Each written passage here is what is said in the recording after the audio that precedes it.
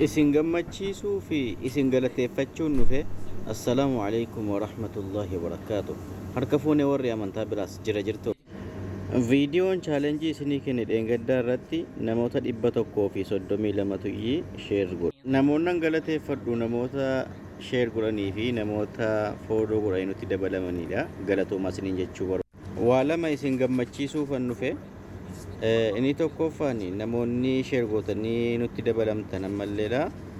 Baga gammaddanii waadaan keenya galma geessee jirti. Viidiyoo kana xiqqoos isin agarsiisa. Inshaallah viidiyoo guutuu isaa immoo paartii arfaffaa irratti isinii fida. Boruu yookaan iftaan isinii fida. Isii kana amma isteeraa caqasaa isiniin jenna. Qorqorroo musmaara nan bitaa fi ijaarrachuu dadhabee fi kunoo mucaa kanaaf biteeraa qorqorroo musmaara biteeraa qorqorroo biteeraa fi akkuma dhageessanii kaatan jechuudha. An waadaa kiyya galmaan ga'eera.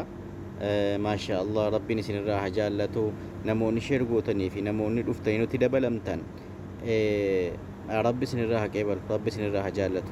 Khayrii guddoo hojjettanii, khayrii guddoo dalagattanii rabbi isinirraa miskiinni nyaatti haara galfattu, uydii haara galfattu, qorra keessaa bokkaa keessaa mana argattee haa gammaddu jettanii obboleewwan keenya as dabalamtanii ammallee sheer gootan galatooma.